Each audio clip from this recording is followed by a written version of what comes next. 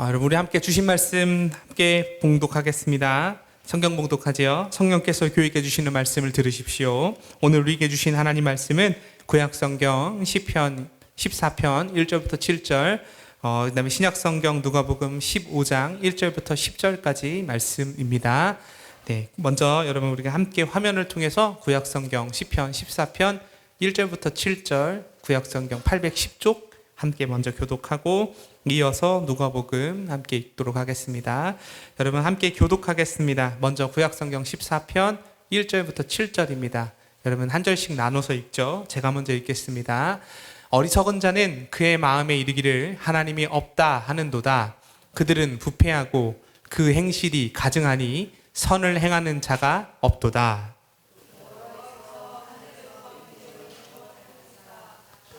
있어 찾는 자가 있는가 하신즉 3절입니다. 다 치우쳐 함께 더러운 자가 되고 선을 행하는 자가 없으니 하나도 없도다.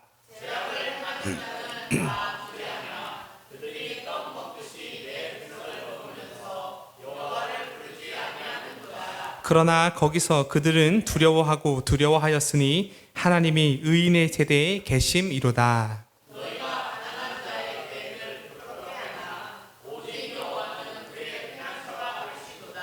함께 읽죠. 이스라엘의 구원이 시온에서 나오기를 원하도다. 여호와께서 그의 백성을 포로된 곳에서 돌이키실 때에 야곱이 즐거워하고 이스라엘이 기뻐하리로다. 아멘. 이어서 여러분 신약성경 누가복음 15장 1절부터 10절까지 말씀 함께 읽도록 하겠습니다. 신약성경 120쪽에 있습니다. 여러분 앞에 화면 보고 함께 읽겠습니다. 제가 먼저 읽겠습니다. 모든 세리와 죄인들이 말씀을 들으러 가까이 나아오니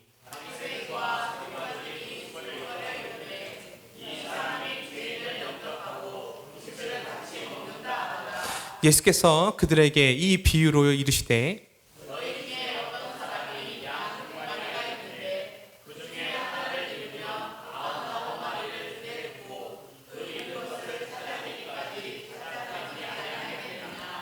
또 찾아낸즉 즐거워 어깨에 메고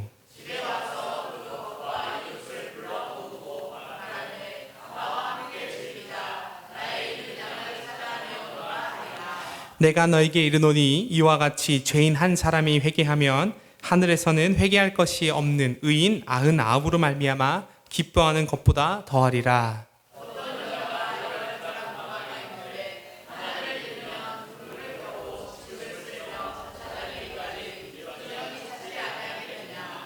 또 찾아낸즉 벗과 이웃을 불러 모으고 말하되 나와 함께 즐기자. 이른 드라크마를 찾아내었노라 하리라.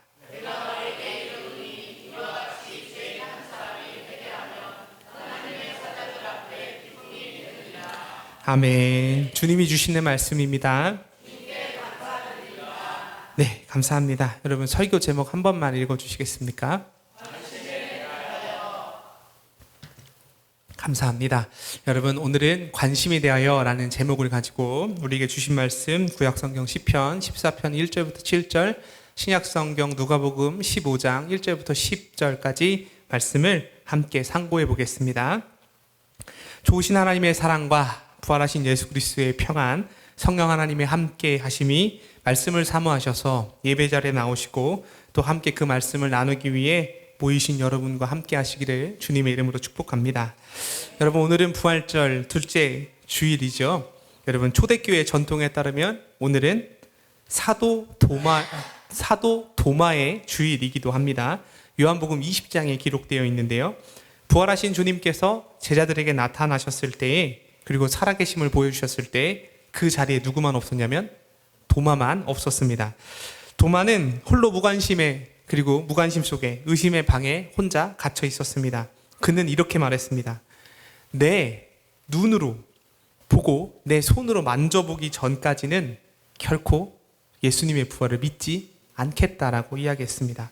도마의 이러한 말은 예수님의 부활을 받아들일 수 없는 도마의 마음의 상태를 이야기합니다. 다시 말하면 도마는 예수 그리스도의 부활이라는 사건에 대하여 마음의 문을 닫아 버렸다라는 것이죠. 무관심한 채로 주님의 부활을 믿고 있지 않았다라는 겁니다. 하지만 부활하신 예수 그리스도께서는 도마가 세운 무관심의 장벽을 어떻게 해주냐면 헐고 그를 친히 찾아오셨습니다. 예수님은 이렇게 말씀하십니다. 도마야, 네 손을 내 옆구리에 넣어 보아라 라고 얘기하시죠. 주님은 무관심한 도마를 꾸짖지 아니하시고 먼저 찾아오셨습니다. 그리고 그를 부활의 목격자로 또 부활을 경험한 예수 그리스도의 증인으로 바꾸어 내셨죠. 도마는 그렇게 고백합니다. 나의 주님, 나의 하나님이라고 고백하며 진정한 주님의 부활을 믿는 제자가 되었습니다. 그런데 여러분, 도마가 겪었던 의심과 무관심이 오늘날 이 시대를 살아가는 우리의 모습이 아닌지 한번 고민해 보게 됩니다. 여러분, 우리가 살아가는 사회는 어떻습니까? 도마가 잠시 빠졌던 그 무관심이 이제는 시대를 지배하는 보편적인 공기가 된 것처럼 보입니다. 하나님이 계시지 않는 것처럼 살아가는 태도가 일상이 됐고, 즉 하나님께 무관심한 삶이 지혜로운 것이라고 표현되고 여겨지는 세상입니다. 그러한 현실 속에서 오늘 성경은 우리에게 무관심을 뚫고 찾아오시는 하나님의 크고 놀라우신 관심에 대하여 증언하고 있습니다. 여러분, 이제 그 시선을 향해 우리가 함께 눈을 맞춰보려 합니다. 오늘 우리가 함께 읽은 구약성경 시편 14편은 악인의 어리석음에 대하여 기록하고 있습니다. 시편 14편은 이렇게 증언하는데요. 어리석은 자가 마음속으로 뭐라고 얘기하냐면 하나님이 없다라고 이야기합니다. 여기서 하나님이 없다라는 표현은 단순하게 하나님이 계시지 않는구나, 그 존재 자체가 부정되는구나 라고 하는 것으로 이해하면 우리가 말씀을 다 이해하기는 조금 어렵습니다. 이 악인의 속마음에서 터져나오는 하나님이 없다라고 하는 이 고백은 하나님은 인간의 역사와 행동에 개입하시지 않는다. 다시 말하면 하나님이 역사를 주관하시지 않는다라고 이렇게 이야기한다라는 것이죠. 다시 말하면 하나님께서 우리가 살아가는 세상에 관심을 끊으시고 인간이 어떻게 되든지 말든지 상관하지 않고 계시는 것이 아니냐. 이것이 하나님이 없다라고 고백하는 악인의 실체입니다. 그들은 왜 이렇게 생각하며 살아가는가? 그러면 악인들은 세상의 질서와 돌아가는 이 시스템이 자신들이 갖고 있는 힘과 논리에 의해서 돌아간다라고 믿기 때문입니다. 다시 말하면 하나님은 철저하게 없어. 하나님은 계시지 않아. 하나님 개입하시지 않아. 다시 말하면 이 말을 뒤집어 말하면 하나님께 철저히 무관심한 상태로 살아가고 있다라는 겁니다. 하나님이 보고 계시지 않는다라는 이 영적인 무관심은 곧바로 구체적인 악행으로 이어지는데요. 14편 1절을 보면 그들은 부패하고 가증한 일을 행한다고 시편이 고발합니다. 그 선을 베푸는 자가 아무도 없다라고 합니다. 그래서 하나님이 어떻게 하시냐면 하늘에서 인생을 굽어 살피시려고 보십니다. 지혜 있는 자가 누구인가 살펴보시려고 하셨는데 찾으려고 하셨지만 찾지 못했죠. 결과는 참담했습니다. 하나님을 모두 외면한 채 더러운 죄의 길로 행하고 있었고 선을 행하는 사람은 단 한 명도 없었습니다. 여러분, 여기까지면 참 좋을 텐데 상황은 여기서 이제 그치지 않고 더 악화됩니다. 하나님을 향한 무관심으로 일관하고 있는 사람들은 이웃을 향한 잔인한 폭력을 행사하기 시작을 합니다. 성경은 이들을 어떻게 증언하고 있어요? 이들은 악한 사람들은 하나님의 백성을 떡 먹듯이 집어먹는다라고 시편 14편이 증언하고 있습니다. 단순히 여러분 신앙적인 견해가 있어서 트러블이 있어가지고 착각을 하고 있다, 그런 정도의 의미가 아니라 하나님을 두려워하지 않는 악인들의 삶의 태도는 사회적 약자를 향한 탈취와 약탈로 이어진다라는 겁니다. 하나님이 세상에 개입하지 않으시고 그러면서 장차 심판하실 리도 없기 때문에 우리는 막 산다 라고 하는 그런 식의 논리로 거리낌 없이 가난하고 소외된 자들을 공격하는 지경에 이르렀다라고 시편은 우리에게 증언하고 있습니다. 여러분, 여기까지 인간의 눈으로 본다면 하나님을 믿고 따르고 하나님께 기대하고 가치를 걸고 살아가는 이들의 삶은 참으로 고달프고 불행해 보이는 것이 사실입니다. 그러나 여러분, 시편은 여기에 멈추지 않고 위대한 반전을 선포합니다. 함께 여러분 우리 5절과 6절 제가 한번 읽어보겠습니다. 5절 이렇게 소개하고 있습니다. 그러나 거기서 그들은 두려워하였으니 하나님이 의인의 세대에 계심이로다 라고 이렇게 얘기합니다. 하나님을 믿는 의인의 희망이 무엇인지에 대해 시편이 이야기하고 있습니다. 5절은 하나님이 의인의 세대에 함께 계신다라고 약속하십니다. 또한 악인들에게 공격당하고 삼켜지던 가난한 자들의 피난처가 되어주신다라고 말씀하고 계십니다. 악인들은 하나님께 무관심합니다. 하나님, 그게 뭔데? 개입하시지 않잖아. 있긴 있어? 라고 얘기하지만 그렇지 않습니다. 오늘 시편은 하나님의 관심이 가난한 자와 의인, 또 하나님을 따르는 백성들에게 있음을 증언하고 있습니다. 하나님을 향한 무관심으로 일관하며 그 자리를 세상의 권력과 힘의 논리로 채우며 살아가던 그 악인들은 결국 하나님의 지극히 크신 관심 앞에서 무너지게 될 것이다 라는 것입니다. 이와 같이 여러분, 신약 성경에도 하나님의 관심이 아주 선명하게 드러나는 장면이 하나 있습니다. 우리가 함께 읽은 누가복음 15장 1절부터 10절의 이야기인데요. 예수님께서 예루살렘으로 여행을 하시던 중에 들려주신 비유의 이야기입니다. 잃어버린 한 마리 양을 찾는 비유와 또 잃어버린 동전 한 개를 찾는 비유입니다. 여러분, 예수님이 이 비유를 해주시는 그 대상, 예수님께서 이 비유를 해주실 때 듣는 대상은 아주 명백합니다. 1절에 뭐라고 되어 있냐면 모든 세리와 죄인들이 말씀을 들으러 가까이 왔다라고 1절이 증언하고 있습니다. 그렇습니다. 예수님의 이 여행기에서 들려주시는 비유를 듣는 대상은 누구냐면 세리와 죄인이었습니다.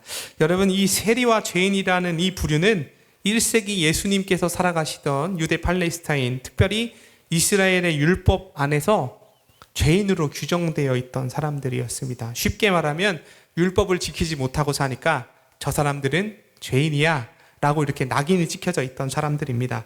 1세기 당시에 예루살렘 성전에 모여서 율법을 수호하고 지켰던 사람들, 그리고 그 수호한 율법을 일상의 삶의 자리로 퍼날렸던 바리새인들의 입장에서 본다면 그들도 하나님의 자녀였지만 그들은 하나님의 자녀가 아니었고 죄인이었다라고 이렇게 낙인을 찍었습니다. 그래서 그들은 사회에서 죄인으로 규정이 되었고 그들은 스스로 이 죄인이라는 굴레를 벗을 수 없는 그런 형편에 살고 있었습니다. 바로 그들에게 예수님께서 이 두 가지 비유를 지금 설명하고 계십니다. 비유는 여러분 잘 아시죠? 어떤 사람에게 양 100마리가 있었습니다. 그런데 그중 한 마리가 잃어버리게 되었습니다. 한 마리를. 그런데 한 마리를 잃었는데 99마리, 99마리의 양을 들여 두고 71마리를 찾아가겠다라고 지금 설명을 하시는 장면입니다. 사랑하는 교회 여러분, 이 예수님의 비유 속에는 놀라운 진리가 숨겨져 있습니다. 예수님은 이 비유를 통해 양 100마리 중에 한 마리를 잃어버리면 99마리를 광야에 세워두고 찾으러 가지 않겠느냐라고 지금 설명을 하십니다. 여러분, 이 비유 속에 등장하는 양의 주인이 누군지는 알지 못하지만 이 비유 속의 주인공은 세상의 경제적인 상식을 뛰어넘는 행동을 하고 있습니다. 다시 말해서 남아있는 99마리를 광야에 남겨두고 관심을 두는 것이 아니라 그를 남겨두고 떠나서 잃어버린 한 마리 양을 찾으러 가는 비합리적인 선택을 하고 있다라는 것이죠. 이는 하나님께 무관심하며 세상의 논리로 살아가던 이들의 생각을 완전히 뒤집어 버리는 사건이었습니다. 아니, 99마리나 챙겨서 집에 가면 될 것이지 그 중에 새끼를 한 마리 낳을 거 아닌가? 모도로 잃어버린 한 마리를 찾으러 멀쩡한 99마리를 놓고 찾으러 들어가느냐라고 생각을 했을 거 아니에요. 예수님의 비유는 그 정반대를 이야기하고 있다는 겁니다. 사랑하는 교회 여러분, 양은 스스로 주인을 찾아올 수가 없습니다. 네. 양이 주인에게 돌아올 수 있는 유일한 방법은 잃어버린 한 마리에게 관심을 두고 그 양을 찾아 나선 누구를 만나는 거냐면 주인을 만나는 방법밖에 없습니다. 그러므로 이 비유의 핵심은 인간이 스스로 하나님을 찾기에 앞서서 찾지 않기에 하나님께서 친히 누구를 찾아오세요? 우리를 찾아오신다라는 사실을 분명하게 밝혀주고 있습니다.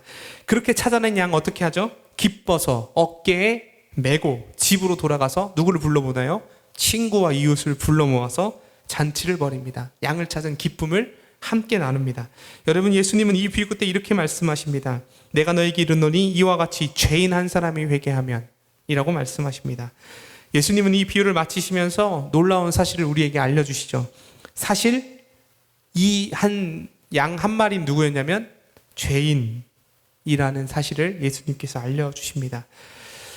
여러분, 우리는 이제 말씀을 명확히 깨달았습니다. 잃어버린 양은 죄인이고, 그 잃어버린 양, 죄인을 한 명 찾으면, 찾아오시면, 그 양을 찾아서 발견하면, 죄인을 발견하고 하면 회개한 99명의 사람보다 기쁨이 더 크다라고 지금 이야기를 해주고 계신다라는 거죠. 여러분, 여기서 착각하시면 안 되는 게 하나 있습니다. 우리가 회개하는데요, 죄인 한 사람이 회개했다라는 것은 인간이 스스로 죄를 자백하고 뉘우쳐서 그 공로로 하나님께서 죄 없다 얘기하신 것이 아닙니다. 예수님이 설명하신 이 비유의 장면에서 보자면, 회개란 길 잃은 양이 목자를 만나서 어깨에 메어지는 것. 그러니까 다시 말하면 하나님이 우리를 찾아오셨을 때 하나님이 우리를 찾아오신 것을 허용하는 것, 우리가 하나님께 발견되기를 허용하는 것, 여러분, 그것이 회개라고 하는 것입니다. 왜냐하면 아무것도 할 수 없는 인간이 압도적인 하나님의 은혜를 받는 가장 중요한 순간이기 때문에 그렇습니다. 양은 주인을 찾아갈 수 없어요. 그런데 주인이 양을 찾아갔을 때 양이 그 주인에게 안기는 것, 여러분, 그것이 예수님이 오늘 지금 말씀하시는 회개입니다. 여러분, 이 말씀의 한복판에는 관심이 자리 잡고 있다라는 겁니다. 주님은 여기서 멈추지 않으시고 마지막으로 이야기 하나를 더 들려주십니다. 어떤 이야기냐면 바로 잃어버린 동전에 대한 이야기입니다. 한 여성이 있었습니다. 10개의 동전, 드라크마를 가지고 있었는데 하나를 잃어버렸어요. 어떻게 하죠? 등불을 켜고 집을 쓸어서 찾아내기를 시작합니다. 사랑하는 교회 여러분, 1세기 유대인들의 집은 창문이 없었습니다. 그래서 낮에 어둠이 짙게 깔려 있었습니다. 그래서 그 바닥에 어딘가 떨어져 있는 동전 하나를 찾으려면 뭘 해야 돼요? 등불을 켰어야 합니다. 등불을 켜고 바닥을 샅샅이, 흙바닥을 샅샅이 뒤져서 그 동전을 찾아내야 합니다. 여러분, 이것이 무엇을 의미하냐면 세상의 무관심과 냉대라는 먼지에 덮여가지고 존재의 가치조차 잊힌 채 숨지겨 살아가고 있던 우리를 향해 하나님께서는 뭐예요? 관심의 등불을 켜시고 구석구석 찾아오신다라는 것이 이 비유의 핵심입니다. 먼지에 가려졌을 뿐 그 동전의 가치가 변하지 않았다는 것을 누구는 알고 있어요? 주인은 알고 있기 때문입니다. 죄에 대해서 죄에 덮여서 우리가 하나님을 찾지 못하고 있는 걸 하나님이 알고 우리를 찾아오신다라는 것이 오늘 말씀의 핵심입니다. 시편 14편에서 악인들은 하나님께서 세상에 무관심하셔서 개입하지 않는다라고 믿었습니다. 그러면서 하나님의 백성을 떡 먹듯 찍어 공격하기 시작했다라고 말씀드렸습니다. 그들에게 가난한 자들은 그저 소모되고 사라져도 될 무관심하고 가치 없는 존재에 불과했습니다.